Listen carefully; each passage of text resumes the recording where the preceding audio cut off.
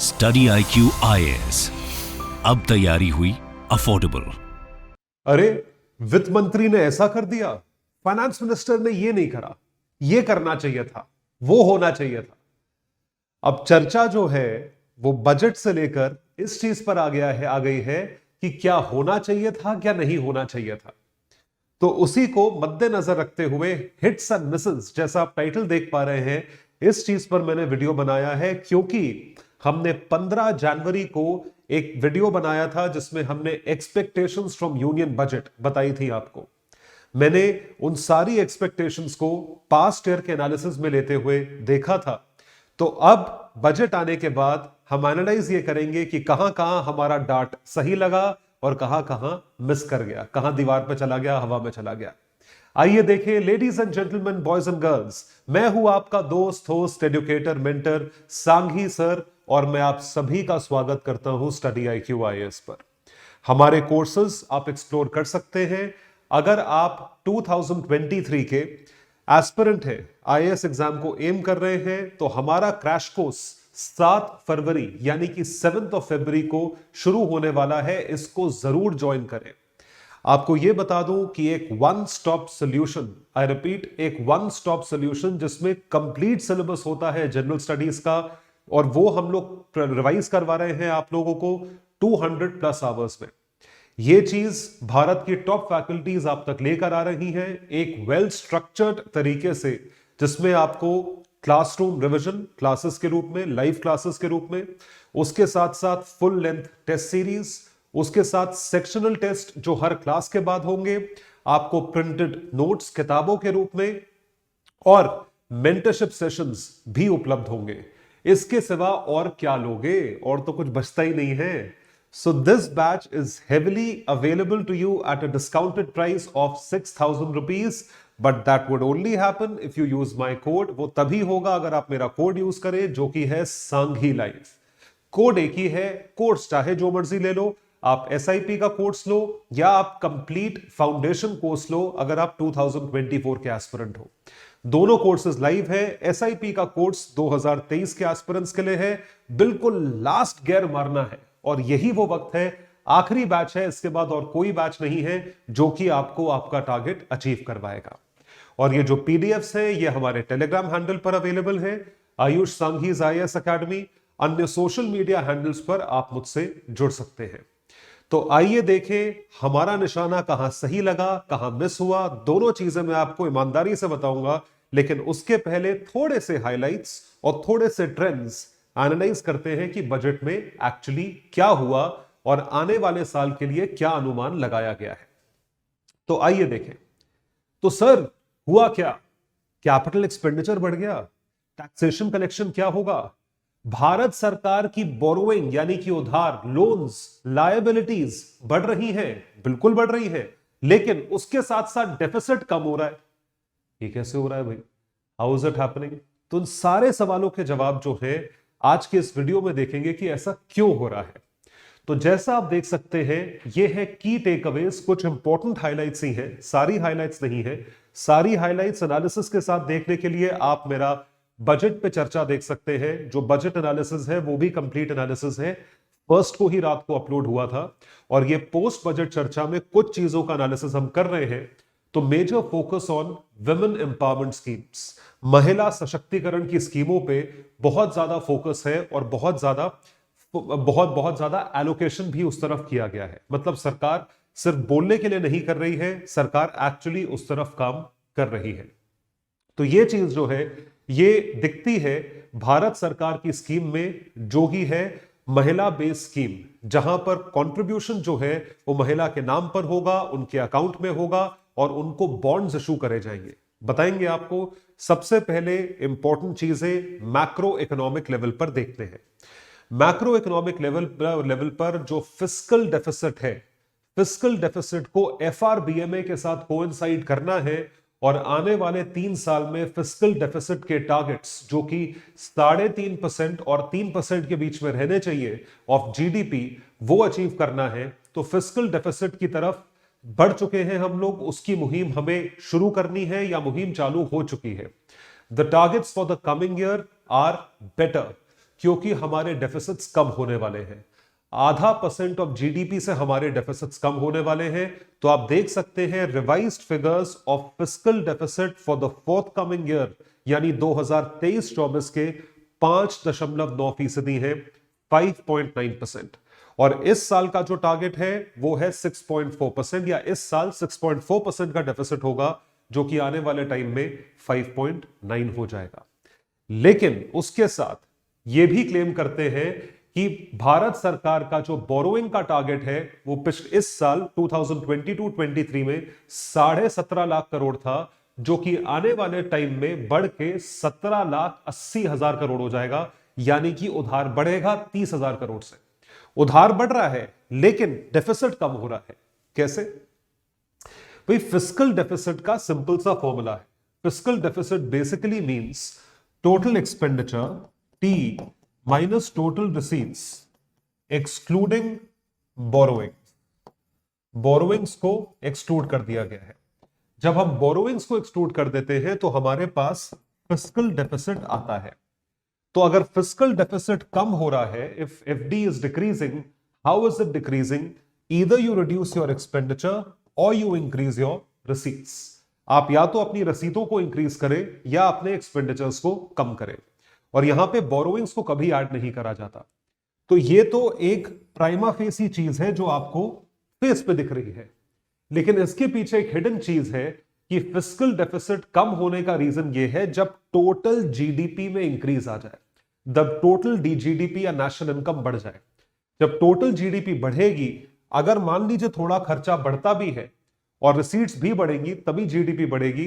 तो आपकी बोरोइंग ज्यादा हो रही है लेकिन आपका डेफिसिट जो है वो कम हो रहा है।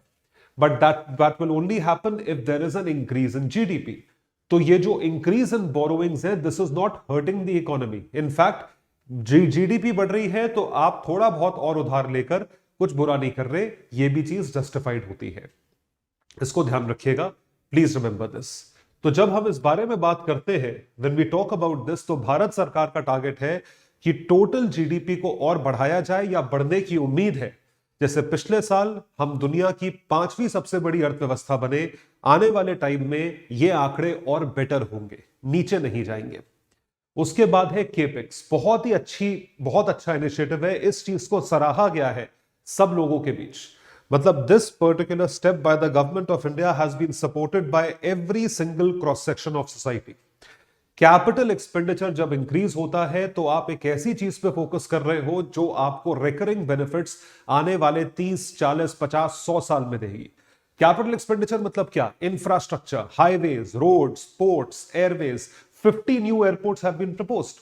अब 50 नए एयरपोर्ट्स, हम already one of the largest aviation industry है दुनिया के। उसके बाद 50 और एयरपोर्ट्स, ताकि हम हर घंटे में या हर मिनट में उतनी ज्यादा फ्लाइट चला रहे हैं या चलाएंगे आने वाले टाइम में, जो कि प्रेजेंट के कंपैरिजन में है। और वो चीज दुनिया में हमें टॉप एविएशन इंडस्ट्री बनाने की जो है क्षमता रखती है। तो 50 नए airports have been announced and target to eliminate, ये पढ़ते हैं तो केपेक्स जो है वो 10 लाख करोड़ का एलोकेशन है, which is almost 3.3% of the total GDP of this country। देखिए, खर्चा करो लेकिन खर्चा इंटेलिजेंटली करो। क्या कहते हैं हमारे माता पिता कि बेटा क्यों कपड़े खरीद रहा है, क्यों गाड़ी खरीद रहा है? प्रॉपर्टी खरीद, जमीन खरीद, सोना खरीद। ये मोटी चीजें होती हैं, ये मोटी चीजें होती हैं, लास्ट करती हैं। They last for a longer period of time, and that is what is capex. So capital expenditure on this particular sense is that we are spending 3.3% of GDP or 10 lakh crores on making or building something which would give us returns in the forthcoming future.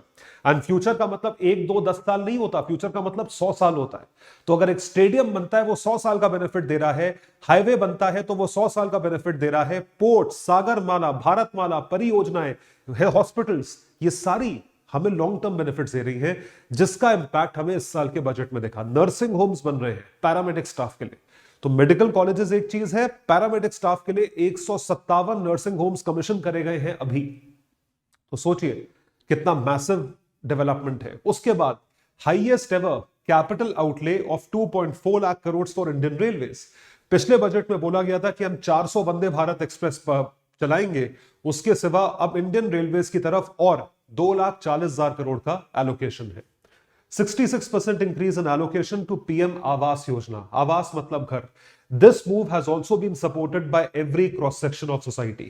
आपने गरीब appeasement नहीं करा, आपने काम की चीज बनाई है कि भाई मैं घर दे रहा हूं, तुम्हें 4 वक्त की रोटी दे दी, तुम्हें दवा दारू दे दिया, उससे कोई फर्क नहीं पड़ेगा. आपने घर दिया है, अफोर्डेबल हाउस, वो उसको हमेशा बेनिफिट देगा, सारी जिंदगी बेनिफिट देगा.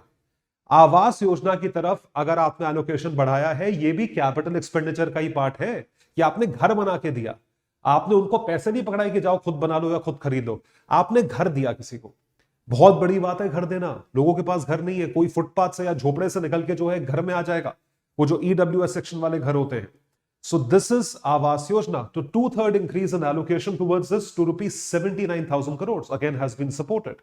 और भारत सरकार की मुहिम कि हमें सिकल सेल अनीमिया, जो कि एक खतरनाक डिजीज होती है, जिसके तहत या जिसके कारण आरबीसीज का शेप बदल जाता है और हेमोग्लोबिन का शॉर्टेज होता है ब्लड में, तो उसको सिकल सेल अनीमिया बोलते हैं, जिसका अर्ली डिटेक्शन यदि कर लिया जाए तो जान बच सकती है. तो सिकल सेल अनीमिया की तरफ मैक्सिमम फोकस जो है वो किया जाएगा to eliminate this particular disease in certain years. अब आइए एनालाइज करते हैं ट्रेंड्स क्या देखे गए हैं. तो trends in taxation receipts, trends in the amount of taxes that have been collected vis-a-vis Indian GDP. तो टैक्सेशन रिसीट्स के आप ट्रेंड देखें, इसको कंपेयर करेंगे आप इनडायरेक्ट और डायरेक्ट टैक्सेस में. अब देखिए प्रीलिम्स में क्वेश्चन कैसे बनेगा, ध्यान से देखिएगा. एनालिसिस हो रहा है 2013-14 से. This yellow line tells about direct tax and the green talks about indirect tax. तो पहले क्या था, देखिए अब डायरेक्ट टैक्स का कलेक्शन 5.6% ऑफ जीडीपी और इनडायरेक्ट टैक्स का collection 4.4% of GDP, which is रफली 10%, 10% है ऑफ जीडीपी. इस चीज का कलेक्शन है. इस चीज को बढ़ा के जो है हम लेकर आए हैं 11.1% of GDP. These are taxation receipts. इसमें जो है बढ़ोतरी देखी गई है 6% ऑफ जीडीपी, ये है डायरेक्ट टैक्स, और 5.1% ऑफ जीडीपी ये है indirect tax.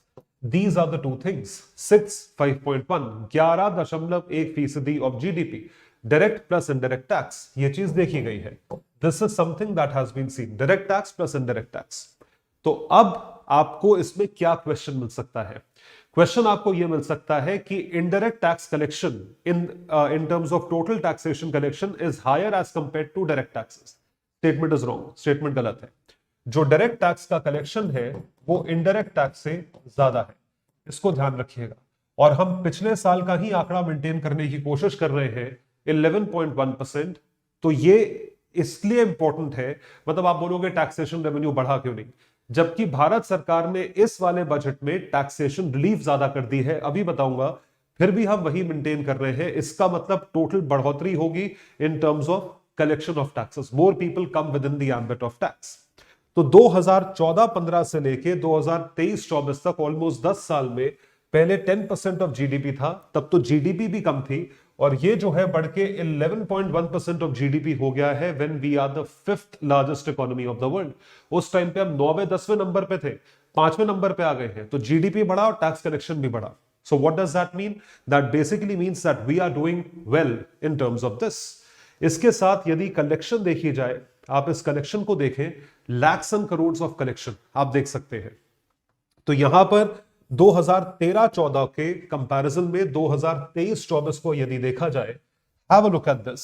So net centre's taxation revenue जो है 8,20,000 करोड़, 8,20,000 करोड़ का कलेक्शन था. यह सेंटर का टैक्सेशन रेवेन्यू था. आपको जान के खुशी होगी कि इस 10 साल के पीरियड में यह 3 गुना हो गया है. 23.5 लाख करोड़ का रेवेन्यू हो गया है नेट सेंटर का taxation collection. Taxation collection has drastically improved because of the consistent efforts of the government. इसमें एक प्राइमरी कंट्रीब्यूशन था विवाद से विश्वास बिल, जो कि कुछ साल कोविड के पहले वाले बजट में आया था. उस साल वो स्कीम कामयाब नहीं हुई, लेकिन ओवरऑल अभी तक that scheme has functioned really well. We are talking about 8.2 lakh crore and we have reached to the level of 23.3 lakh crore, which is massive. और दूसरी तरफ नॉन टैक्सेशन रेवेन्यू का 2 लाख करोड़ था. नॉन डेट कैपिटल रिसीट का कंट्रीब्यूशन 40,000 करोड़ का था. 0.4, 2.2, 8.2. This was the contribution. तीनों ही basis पे कंट्रीब्यूशन जो है आप देखिए, नॉन डेट कैपिटल रिसीट का कंट्रीब्यूशन 0.4 लाख करोड़ से 0.8 लाख करोड़ हुआ, यानी कि 80,000 करोड़ का कंट्रीब्यूशन जो है वो नॉन डेट कैपिटल रिसीट से है। तो नॉन डेट कैपिटल रिसीट्स में कई सारी चीजें आती है, जैसे कि डिविडेंड्स आ गए, डिसइन्वेस्टमेंट रिसीट्स आ गई, ये सब चीजें हैं। नॉन टैक्सेशन रेवेन्यू का कलेक्शन है 3 लाख करोड़, इसमें आते हैं प्रोमिनेंटली इंटरेस्ट अर्निंग जो है सरकार की आती है, पेनल्टीज, फीस, फाइन्स जो सरकार अलग अलग किस्म से लेती है, वो आता है नॉन टैक्सेशन रेवेन्यू में। और टैक्सेशन रेवेन्यू की मैक्सिमम आमदनी है 23.5 lakh crore. We have tripled our taxation collection, which is a very good sign. तो ये सारी चीज, ये दोनों चीजें जो है, non taxation revenue plus net centre's taxation revenue, these are called as revenue receipts, और ये ऑब्वियसली कैपिटल रिसीट्स है। ये टोटल रिसीट्स दर्शाती है सरकार की, these are the total receipts of the government of India. This is something that has been stated and you have to remember, ये चीज आपको याद रखनी है। तो जो मैं आपको बता रहा हूं एनालिसिस में, वो आप याद रखेंगे, इट इज हाईली इंपॉर्टेंट।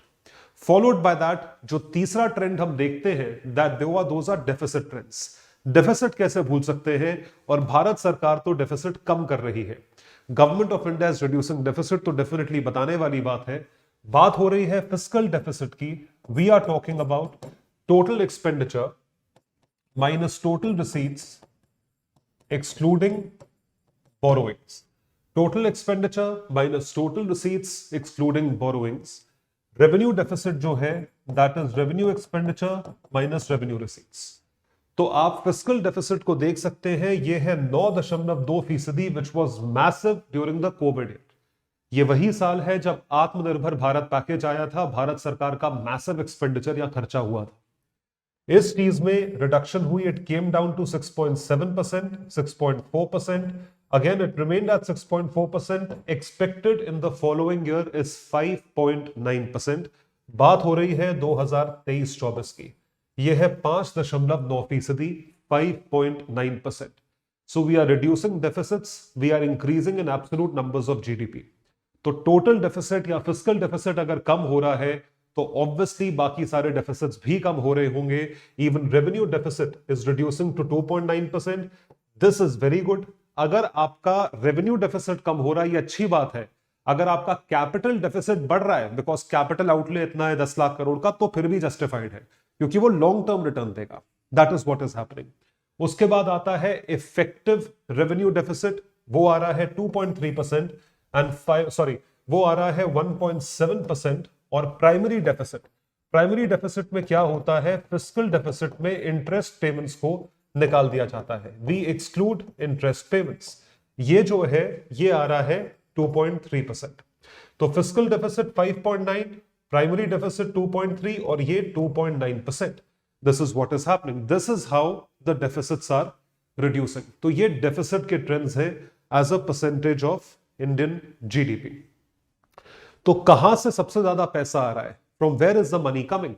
तो money is coming mostly from borrowings and other liabilities. तो खैर, मतलब हम हमेशा क्या लेते हैं, डेट क्रिएटिंग कैपिटल रिसीट्स को एक्सक्लूड करते हैं, क्योंकि डेट तो कितनी भी ले लो, मतलब मेरा खर्चा 150 हो रहा है और आमदनी 100 की है। If I am earning 100 and I am spending 150, that deficit of 50 rupees obviously would be met by borrowings. तो आप जितना खर्चा ज्यादा करोगे, उतनी ज्यादा बोरोइंग हो जाएगी। तो borrowing is considered to be a debt creating capital receipt. ये डेट क्रिएटिंग कैपिटल रिसीट होती है। तो इसको ना देख, ऑल्दो ये सबसे ज्यादा है 34%, इसको ना देखते हुए बाकी पूरा चार्ट आप एनालाइज करें और ये देखें कि जीएसटी का कलेक्शन जो है रिसीट्स में 17% आ रहा है, लेकिन ये मैक्सिमम नहीं है, मतलब this is not the highest basically direct tax या इनकम टैक्स है। उसका रीजन ये है, डायरेक्ट टैक्स जो है वो स्प्लिट है कॉर्पोरेशन टैक्स और इनकम टैक्स में। This is 15%, this is 15%।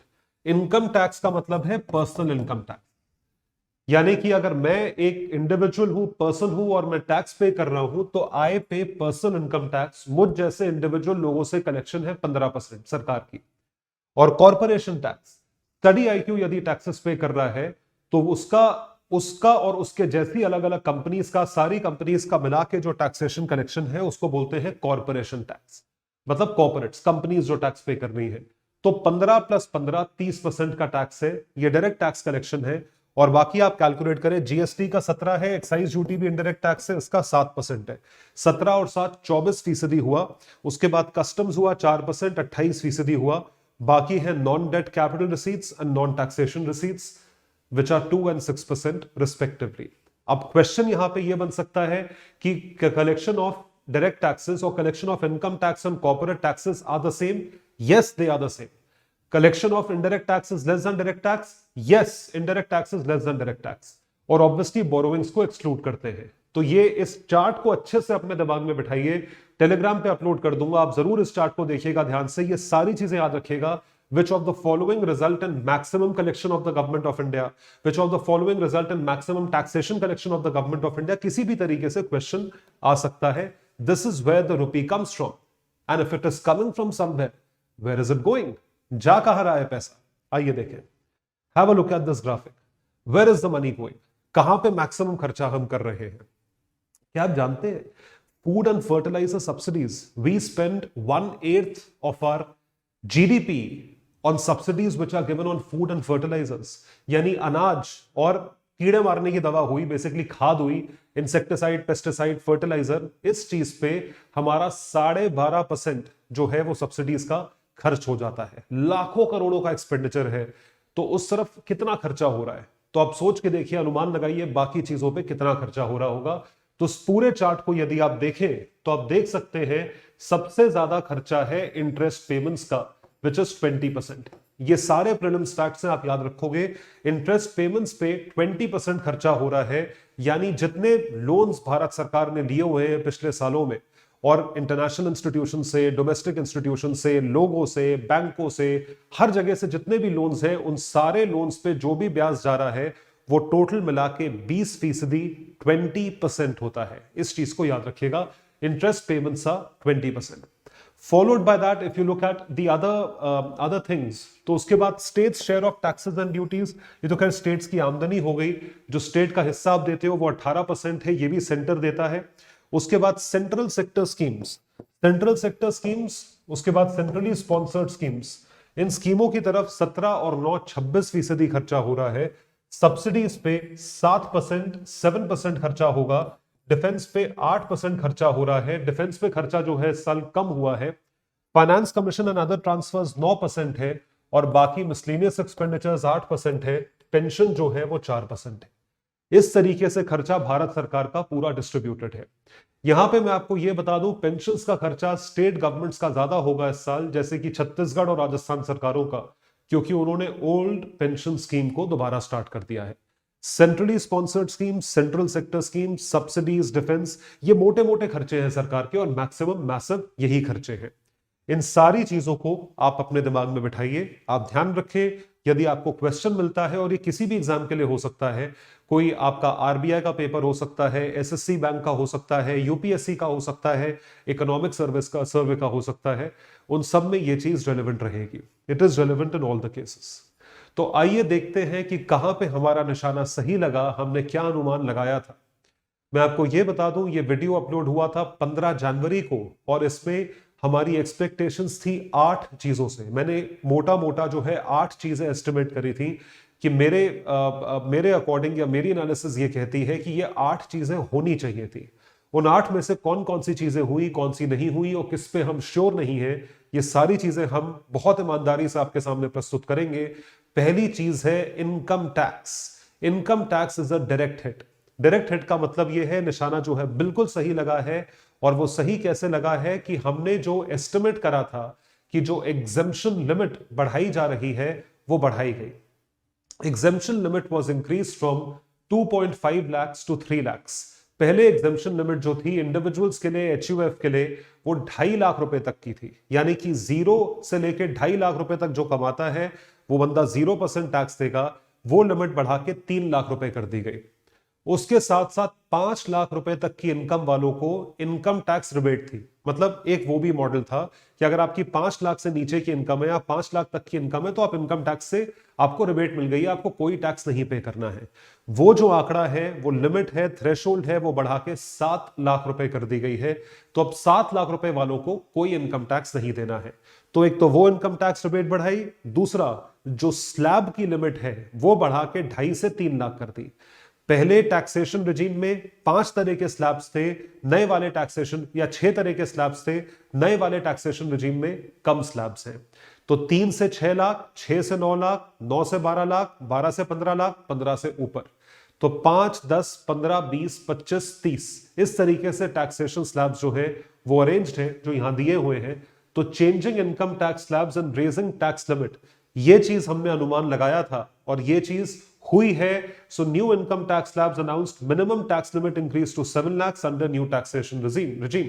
तो ये काम किया गया है कि 2.5 लाख से बढ़ा के 3 लाख कर दिया गया। And it has been done. क्यों करा गया है? अगर लोगों के हाथ में टैक्स का पैसा नहीं जाएगा या लोगों के हाथ में डिस्पोजेबल इनकम ज्यादा बचेगी तो ऑटोमेटिकली वो ज्यादा खर्च कर पाएंगे। So that would boost consumption, it would boost consumption from middle class and support consumption led growth. Consumption led growth को सपोर्ट किया जाएगा। इस स्लैब को देखें, have a look at this slab. ये नया टैक्सेशन स्लैब है। 0 to 3 lakhs is 0, 3 to 6 lakh is 5%, 6 to 9 lakhs is 10%, 9 to 12 lakhs is 15%, 12 to 15 lakhs is 20%, 15 plus is 30%। ये टैक्सेशन स्लैब्स है। मोटे मोटे अगर बात करी जाए तो 5 स्लैब्स है। पहले वाली टैक्सेशन रिजीम में 6 स्लैब्स थे, देयर वर 6 स्लैब्स। तो अभी बाय डिफॉल्ट ये न्यू टैक्सेशन रिजीम असेसीज पे एप्लीकेबल हो जाती है। तो हाउएवर सैलरी टैक्स पेयर, जो सैलरी वाला होगा, would have option to choose between old and new. इनके पास ऑप्शन होगा कि आप ओल्ड पे रहना चाहते हो या नए पे आना चाहते हो। यदि वो ऑप्ट नहीं करते हैं या मतलब ऑप्ट करना भूल जाते हैं तो वो ऑटोमेटिकली नए पे आ जाते हैं। सो ओल्ड पे रहने के लिए आपको स्पेसिफिकली ओल्ड पे ऑप्ट करना पड़ेगा, अदरवाइज आप ऑटोमेटिकली न्यू पे अकाउंट फॉर करे जाओगे। So this is the new taxation regime. ये नई टैक्सेशन रिजीम है, इसको ध्यान रखें। इसमें आपकी बचत होगी, यानी कि जो पहले 2.5 लाख तक जीरो टैक्स लगता था, अब 3 लाख पे जीरो टैक्स लगेगा। तो वो 50,000 के ब्रैकेट में जितने लोगों के ऊपर टैक्स लगता था वो सब खत्म हो जाएगा। It would be over. Full tax rebate up to 7 lakh, ये दूसरी चीज है। तो जितने लोग स्लैब में कवर हो रहे हैं, मतलब उनकी इनकम 7 लाख रुपए से ऊपर है, तो वो इस तरीके से अकाउंट फॉर करेंगे। जितने लोग 7 लाख में कवर हो रहे हैं वो अलग है, उनके लिए ये चीज अप्लाई नहीं करेगी। वो सिंपल सी बात यहां पे बोल दे कि भाई हम इस रिबेट में कवर हो रहे हैं, 7 लाख जो है अब हमारा पूरा टैक्स फ्री है, which means no tax up to 7 lakh under new taxation regime. नई टैक्सेशन रिजीम में 7 लाख रुपए तक की आय जिसकी है उसके ऊपर कोई टैक्स नहीं लगेगा।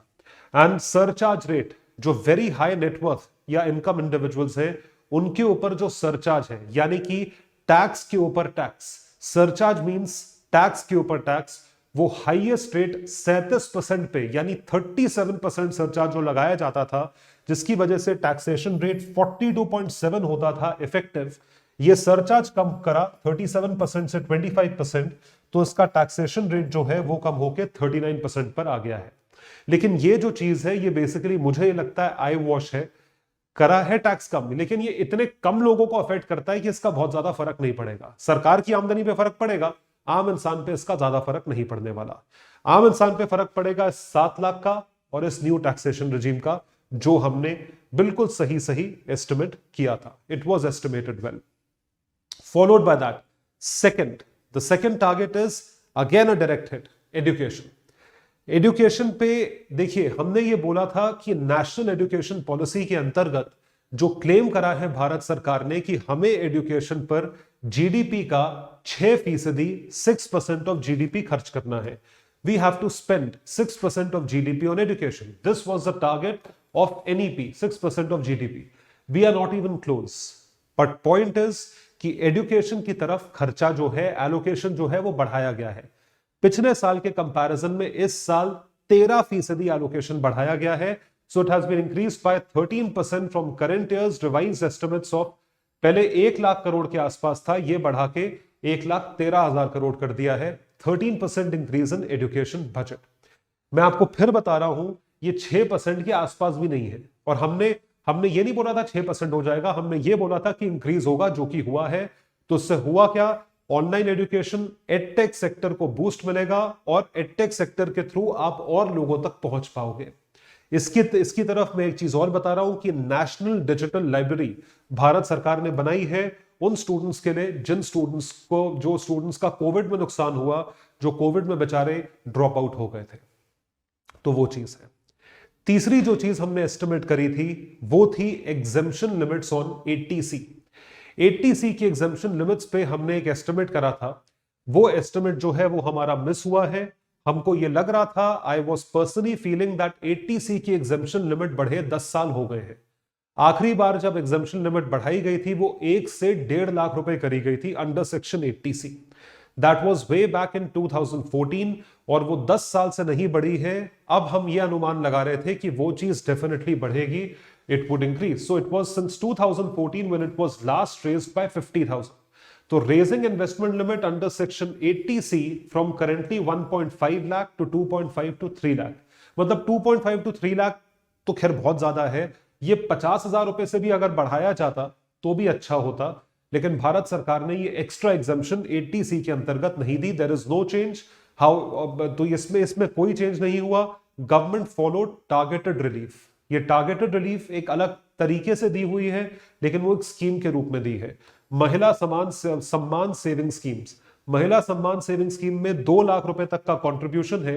इसको जो है वो भारत सरकार ने इंप्लीमेंट करा है, बड़ी अच्छी स्कीम है। ये महिला सशक्तिकरण की स्कीम बनाई गई है। और दूसरा है senior citizen saving scheme, double two 30 lakh. अब सीनियर सिटीजन जो है वो 15 लाख की जगह 30 लाख रुपए डिपॉजिट करवा सकते हैं। 30 लाख पे उनको बेनिफिट दिया जाएगा। तो ये है कैपिटल मार्केट्स की स्कीम। दिस वाज मिस्ड, ये हमारा मिस हुआ है, इस पे कुछ ना एक्शन नहीं हुआ। उसके बाद है मैन्युफैक्चरिंग सेक्टर।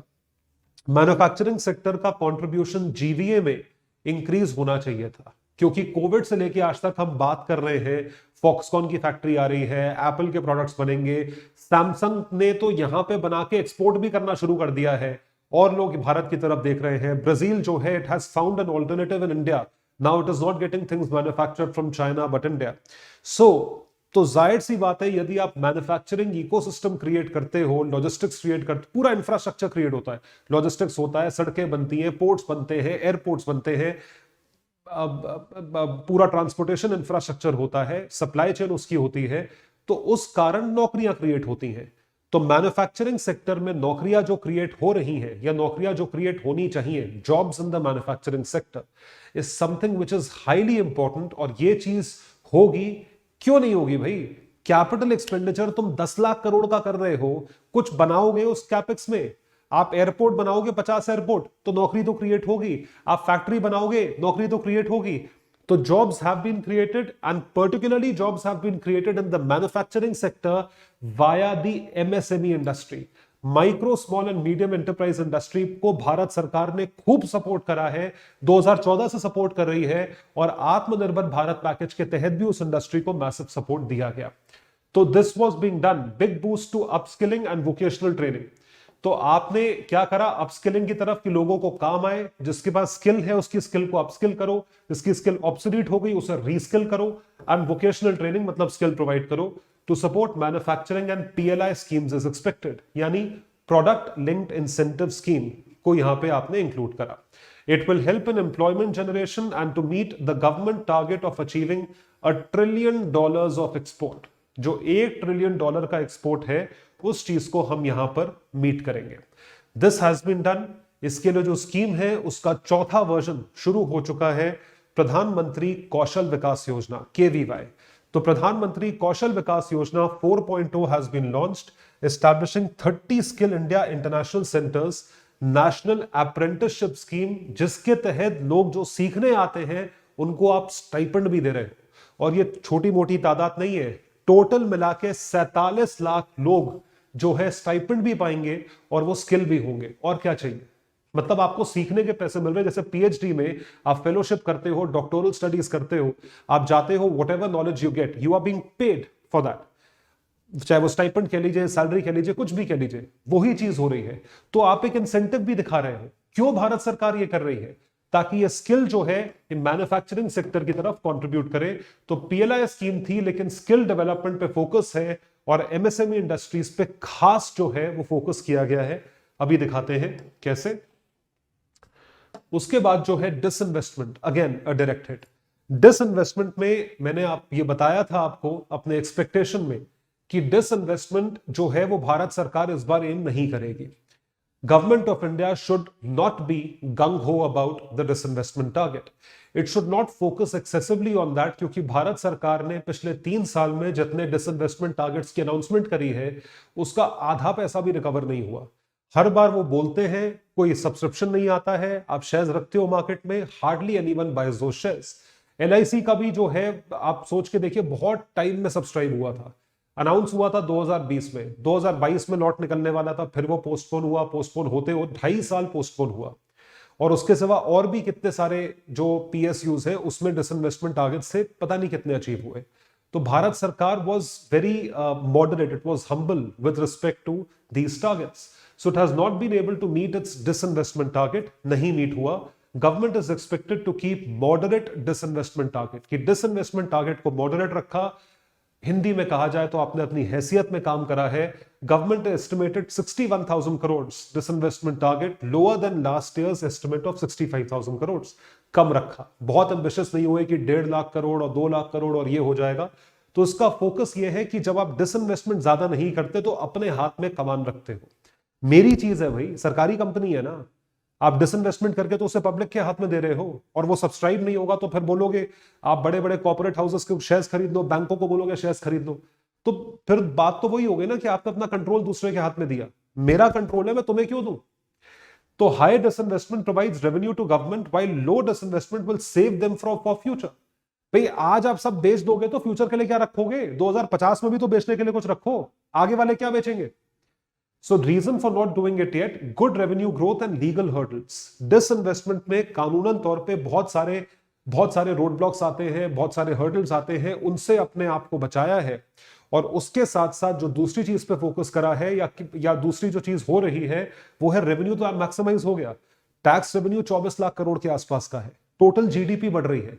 तो जब मेरे पास पैसा है अवेलेबल तो why should I sell off my asset in order to raise revenue? So to disinvestment, companies like BPCL are proving to be important for government. तो क्यों दे इसका कंट्रोल किसी के हाथ में? Why should the control be given in someone else's hand? और उसके बाद बारी आती है सब्सिडीज की। मैंने आपको अभी बताया 1/8 यानी 12.5% जो है वो सिर्फ और सिर्फ फूड और फर्टिलाइजर सब्सिडीज पे खर्च हो रहा था। मैसिव एलोकेशन हो रहा था। आप देख सकते हैं 1/8 of total budget was being spent on subsidies. इसकी फिगर आपको बताऊंगा, आपके होश उड़ जाएंगे कि ये क्या हो रहा है। So spending on fertiliser to come down from 2.3 lakh crore to 1.4 lakh crore. जो फर्टिलाइजर सब्सिडी है उस पे 2,30,000 करोड़ रुपया खर्च हो रहा था। एजुकेशन पे नहीं होता, एजुकेशन का आपने बजट देख लिया, और फर्टिलाइजर पे इतना खर्च हो रहा था। इसको कम करके भारत सरकार ने 1,40,000 करोड़ करा है, और फूड सब्सिडी को कम करके 2,30,000 करोड़ करा है। 287 से 287, 290 से 2,30,000 करोड़ खर्चा करा है। यह बहुत बड़ा प्रूफ है कि इलेक्शन ईयर है, इलेक्शन ईयर में आप तुष्टीकरण, आप अपीजमेंट नहीं कर रहे हो। You are not doing any appeasement, वरना यह सब्सिडी बढ़ती, ये सब्सिडी बढ़ रही होती, इसलिए ऑपोजिशन कुछ बोल नहीं पाया। अब ऑपोजिशन को जबरदस्ती चिल्लाना है, भारत जोड़ो में दाढ़ी उगा के आप टोपा पहन के आ गए, तो उसमें आप जबरदस्ती चिल्लाओ कि किसानों से छीन लिया। जब किसानों को ज्यादा देते तब तुम ये बोलते कि किसान को तुमने ज्यादा दे दिया, अपीजमेंट कर रहे हो। अब किसानों को कम दे रहे हो या किसानों को आप नॉर्मली एम्पावर करने की कोशिश कर रहे हो, तो ये किसानों के मुंह से निवाला छीन लिया। लेकिन ये बहुत अच्छा मूव है। भाई कब तक सब्सिडी दोगे? सारी जिंदगी सब्सिडी देते रहोगे क्या? तो कभी तो सब्सिडी कम होनी चाहिए। So food subsidy is down from 2.87 to 1.97 lakh crores, and the fertilizer subsidy is down from this to this. तो फर्टिलाइजर और फूड सब्सिडी में कटौती हुई है, जो कि बहुत अच्छा स्टेप है कि भाई अब तुम जितने फार्मर्स एम्पावर्ड है, जितने अबव पॉवर्टी लाइन है, खुद जाके खरीदो ना। कब तक सरकार के ऊपर डिपेंडेंट रहोगे?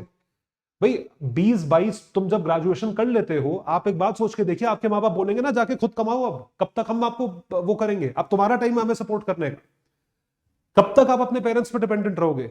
कब तक आप सरकार पे डिपेंडेंट रहोगे? आप समझ रहे हो what I am trying to say? This is a very relevant point. Subsidies को आपको डिक्रीज करना आना चाहिए, रिजर्वेशन सिस्टम को आपको धीरे धीरे खत्म करना आना चाहिए। आप कब तक वो चीज देते रहोगे और कब तक उस पर राजनीति करते रहोगे? So these things are there to empower. तो आप सारी जिंदगी डिसएम्पावर्ड रहोगे कि हमें एम्पावर करो। तो जितने एम्पावर्ड है वो उनका क्या हो रहा है? भैया आप एम्पावर्ड हो ना, तो अब आपको सब्सिडी की क्या जरूरत है? आप खुद करो, अपने लिए, अपने बच्चों के लिए खुद करो। So what do I mean to say? Subsidies are a direct hit. So benefits क्या है? It will improve fiscal deficit which is targeted to be 5.9%। इस तरीके से फिस्कल डेफिसिट कम हो रहा है। This is a very good step, a very very relevant step. And lastly speaking, एक जो चीज है स्टार्टअप्स की जो हमने बोली थी, स्टार्टअप्स पे भी जो है डायरेक्ट हिट हुआ है। यहां पे एमएसएमई सेक्टर को प्रमोट किया गया है। देखिए स्टार्टअप्स के लिए डायरेक्टली कुछ नहीं हुआ है। अगर मैं आपको बोलूं 83,000 स्टार्टअप्स हैं भारत में, ये भारत सरकार के आंकड़े हैं, उसमें से 100 से ऊपर यूनिकॉर्न्स हैं, $1 बिलियन वैल्यूएशन कंपनीज। तो उसके साथ साथ आप ध्यान रखें, भारत सरकार ने यह बोला कि हम गांव भर में सेल्फ हेल्प ग्रुप्स को चाहते हैं कि वो स्टार्टअप्स की तरह ऑपरेट करें और कोई ना कोई सेल्फ हेल्प ग्रुप या एमएसएमई इंडस्ट्री यूनिकॉर्न बन के निकले। उस चीज के लिए भारत सरकार ने जो कॉन्ट्रैक्ट्स लिए थे, जिसलिए एमएसएमई इंडस्ट्री ने कोविड के पहले फंड्स इकट्ठे करे थे, पे करे थे भारत सरकार को, और कई सारा काम करने वाले थे, तो वो चीज जो है वो फोरफीट कर ली गई थी। सिक्योरिटी के नाम पे वो फोरफीट कर ली गई थी। भारत सरकार ने ये बोला, ये जो फोरफीटेड अमाउंट है हम आपको वापस करेंगे ताकि आप अपने कॉन्ट्रैक्ट्स को ऑनर कर सको। So government will also refund 95% of forfeited amount relating to failure of contracts during COVID-19 period। ये एमएसएमई इंडस्ट्री को एम्पावर करने के लिए किया गया है। इसके दो फायदे हैं। पहला कि मैन्युफैक्चरिंग इंडस्ट्री जो है, जो कि एमएसएमई सेक्टर पे एम्प्लॉयमेंट के मामले में ज्यादा डिपेंडेंट है, क्योंकि एमएसएमई सेक्टर जितने लोगों को एम्प्लॉय करता है उतना एम्प्लॉयमेंट और कोई क्रिएट नहीं करता, प्राइमरी सेक्टर को छोड़ दीजिए। तो एमएसएमई सेक्टर को आप कैसे छोड़ सकते हो? तो MSME sector has to be empowered, और उसको एम्पावर करने के लिए आपने सपोर्ट करा। आत्मनिर्भर भारत पैकेज में भी सपोर्ट मिला था। और दूसरा कि स्टार्टअप इकोसिस्टम, तो डेफिनेटली तो credit guarantee scheme worth 9,000 crore for MSME which would enable collateral free credit of 2 lakh crore loans. तो ये आत्मनिर्भर भारत पैकेज में था, जो कि इस साल रीइंफोर्स किया है, और ये इसलिए किया है ताकि एमएसएमई इंडस्ट्री अपने सेल्फ इंडिपेंडेंट मैन्युफैक्चरिंग यूनिट्स की तरह फंक्शन करती रहे, उसको छेड़ना ना पड़े अपने आप को। So government is expected to announce some sort of fund to support new age startups, जिससे कि कोई एमएसएमई जो है आगे निकल के स्टार्टअप के रूप में मिलियंस और billions of dollars of valuation देखे। Highly important, massively important. और लास्टली अगर बोला जाए तो आपके सामने है सेमीकंडक्टर चिप्स के बारे में मेरा एक बहुत हाई एक्सपेक्टेशन था, लेकिन उसके बारे में बजट कोई क्लैरिटी नहीं देता है। अभी तक मुझे तो नहीं मिला है, मैंने काफी न्यूज़पेपर्स में रिसर्च करा। अगर आपको मिले आप डेफिनेटली कमेंट सेक्शन में लिखकर बताइएगा। तो ये 8 एक्सपेक्टेशंस थी, उसमें से हमारी रिपोर्ट कार्ड आपके सामने है। कितने डायरेक्ट हिट हुए, कितने मिस हुए, और किस चीज पे क्लैरिटी नहीं है। आई होप आपको ये वीडियो पसंद आया होगा। जितने 2023-24 के एस्पिरेंट्स हैं, आप हमारे कोर्सेज को जरूर सब्सक्राइब कर सकते हैं by using my code Sanghi live, क्योंकि इस कोड से आप मैक्सिमम डिस्काउंट पाते हैं। और ये जो पीडीएफ्स हैं ये आपको मिलेंगी मेरे टेलीग्राम हैंडल पर, आयुष सांघीज IAS अकेडमी। तो हमारे 3 वीडियो सीरीज हुई बजट पे। एक हुआ expectations from the budget, pre budget चर्चा, फिर हुई बजट पे चर्चा, अब है पोस्ट बजट चर्चा, हिट्स एंड मिसेस। ये तीनों वीडियो की सीरीज आपके सामने मैं एक लिंक में पेश कर दूंगा टेलीग्राम हैंडल पे। तीनों पीपीटीज भी आपके सामने होंगी, रिवीजन के लिए बहुत ज्यादा इफेक्टिव होंगी। इस वीडियो को ज्यादा से ज्यादा शेयर करें, एनरिच होते रहे। अगला सरप्राइज आप लोगों के लिए होगा इकोनॉमिक सर्वे की series. See you everyone, keep working hard, all the best. Study IQ IAS, अब तैयारी हुई अफोर्डेबल।